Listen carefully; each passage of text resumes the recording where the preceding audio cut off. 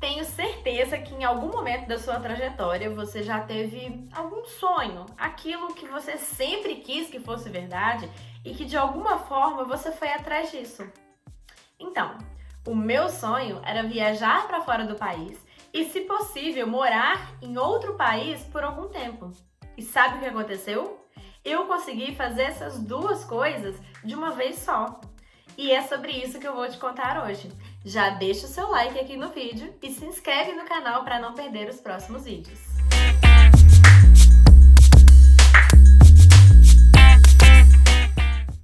Agora, por onde será que eu começo? Então, essa minha trajetória, esse meu sonho, começou mais ou menos em 2013, que eu fui procurar saber um pouquinho mais sobre o Ciências Sem Fronteiras. E eu já estava no terceiro ano da faculdade, então eu queria tentar esse intercâmbio. Busquei tudo que eu podia e coloquei na minha cabeça que eu ia tentar conseguir essa bolsa de estudos para ir para Londres. Só que eu não consegui agendar a prova de inglês para aquele momento e acabei tendo que deixar esse meu sonho para depois, porque sem fazer a prova de inglês não tinha como eu fazer a minha inscrição. Até porque eles pedem um nível de inglês lá na faculdade e eu tenho que comprovar esse nível com essa prova. Aí, em 2014, eu fiquei decidida a tentar de novo e comecei a me programar melhor, procurei as datas das provas do IELTS e agendei a minha. Até convenci um amigo meu a fazer a prova e tentar um intercâmbio comigo. Afinal, eu tinha aquele friozinho na barriga de que eu não ia conseguir fazer isso sozinha. Tá, fizemos a prova e agora era só esperar o resultado, que ia sair em algumas semanas. Imagina a ansiedade. O edital para a bolsa de estudos saiu em agosto, se não me engano, ou então algum mês próximo. O processo de inscrição consistia em várias etapas e a primeira delas era preencher um formulário no site e em seguida enviar o resultado do teste de inglês e esperar para saber se eu ia continuar no processo ou não.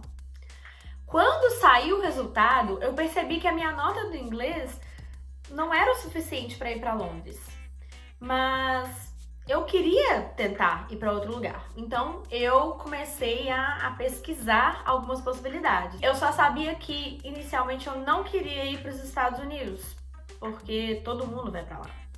E pensando em alguns sistemas de educação de países que eu já tinha ouvido falar. Eu tinha que procurar um curso que fosse semelhante ao meu ou então igual ao meu.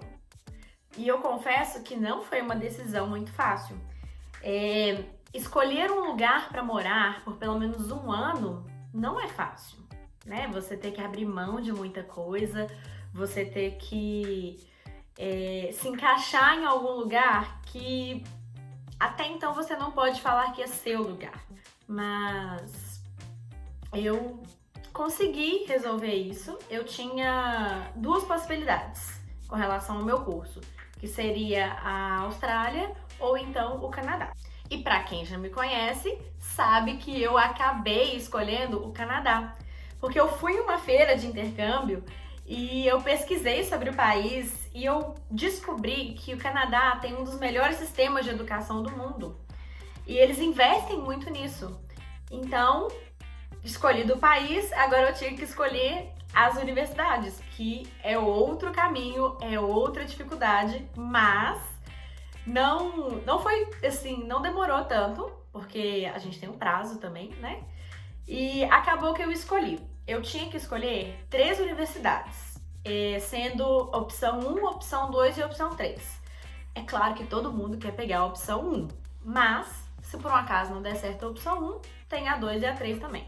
E eu acabei escolhendo a primeira opção como a Universidade de British Columbia, que é a UBC.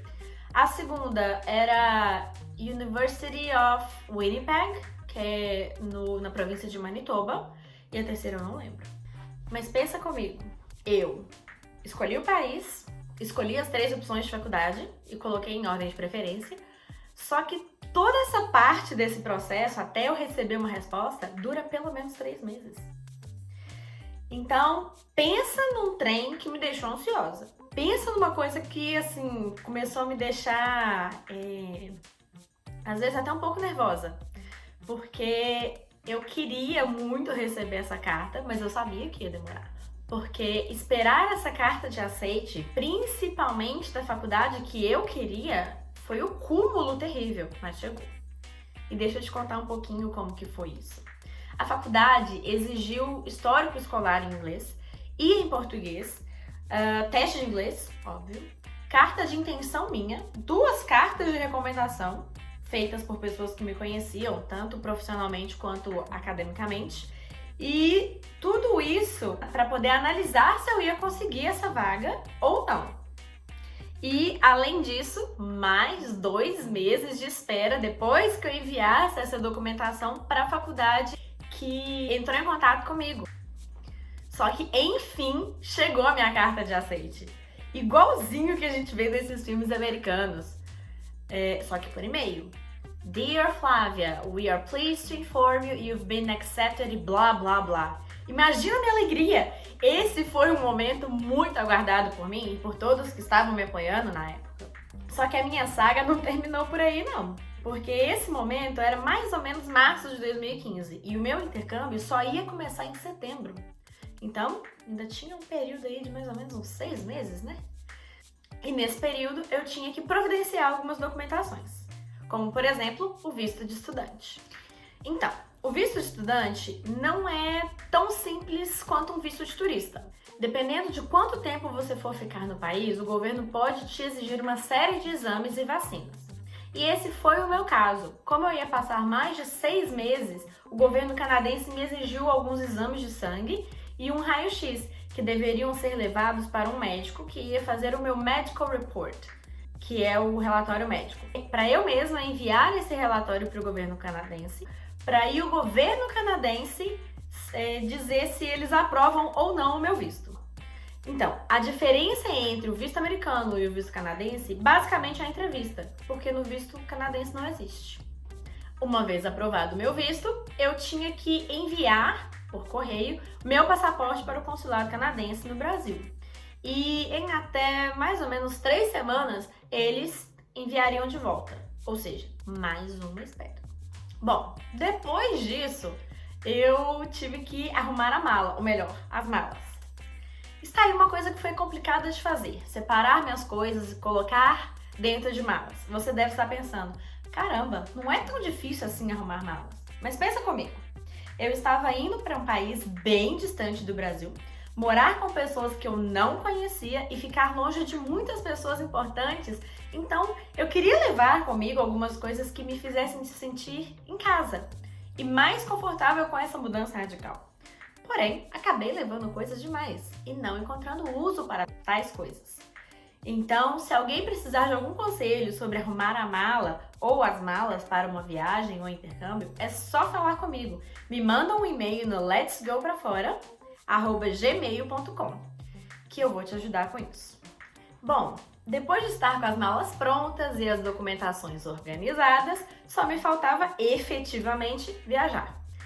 Eu confesso que eu senti um enorme frio na barriga, pensando que em breve eu estaria dentro de um avião indo para o Canadá, para morar por 1 ano, ainda mais porque eu nunca tinha passado tanto tempo dentro de um avião ou feito uma viagem internacional. O embarque internacional foi uma parte totalmente nova para mim. Eu descobri que a gente não pode levar líquidos com mais de 100 ml ou alimentos com mais de 100 gramas na bagagem de mão. E não existe esse negócio do jeitinho brasileiro, tá? Porque eles tiram mesmo, eles são obrigados. E naquela época eu não sabia muito bem sobre isso. E eu pensei que eu ia poder entrar com aquele remédio de alergia, porque é uma coisa que eu preciso por causa de rinite. Pois bem, eu estava com o remédio dentro da bolsa e imagina o que aconteceu? Pegaram o meu remédio e jogaram fora, porque ele tinha 120 ml. Então uma dica valiosa é não leve em hipótese alguma mais de 100 ml ou 100 gramas na sua bagagem de mão. Tá, beleza. Embarquei no aeroporto de Guarulhos e que lugar enorme, meu Deus! Mas eu não demorei muito para achar meu portão e pronto. Entrei no avião e a viagem realmente começou. Afinal, eu só desceria do avião em Toronto e depois de novo em Vancouver. A viagem em si foi super tranquila, mas de tanta animação e um pouco de medo, eu não consegui dormir bem durante as mais de 10 horas de voo. Mas assim que cheguei em Toronto, tive que passar pela imigração, ou seja, mais um momento de tensão, pois eu tinha que responder algumas perguntas e não tinha dormido direito. Pensei que fosse falar alguma besteira, mas no final ocorreu tudo bem. Fizeram algumas perguntinhas de praxe. Relaxa, eu vou fazer um vídeo sobre algumas dessas perguntinhas, essas passagens pela imigração. E, novamente, eu fui embarcar de novo no próximo voo para o meu destino final, que é a linda e maravilhosa cidade de Vancouver. E cheguei lá, uma surpresa. O quê? As minhas malas foram extraviadas. Tá, isso não é uma coisa muito normal de acontecer, viu, gente? Mas ela é mais normal do que a gente imagina. E a própria companhia aérea tem que ser responsável pela sua mala. Então, se isso acontecer e você estiver no aeroporto, vai direto no guichê, no balcão da companhia aérea e informe a eles que isso aconteceu. Porque assim eles podem, como se diz, agilizar um pouquinho para poder conseguir achar a sua mala. Pelo que parece, as minhas malas tinham ficado em Toronto, no Big. O problema é que me disseram que ela só ia chegar no dia seguinte, provavelmente no final do dia, mas eles entregariam no prédio onde eu estava morando. Isso é bom, né? E pra piorar, eu não levei muda de roupa na mala de mão, então eu tive que me virar e comprar algumas coisinhas de urgência, pelo menos para a primeira noite e o dia seguinte. Não aconselho. Então, levem pelo menos uma ou duas mudas de roupa na mala de mão, porque assim isso te dá um pouquinho mais de segurança quando você chegar em algum lugar e acontecer essa coisa de extraviarem sua mala. Mas assim que minhas coisas chegaram, ficou tudo mais tranquilo. E claro que a saudade aumentou e tudo mais.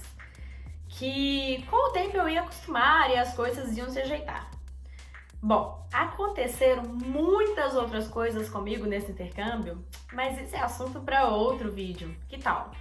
Se quiser saber mais sobre a minha experiência, sobre essa viagem que eu fiz, deixa um comentário pedindo a parte 2 dessa aventura.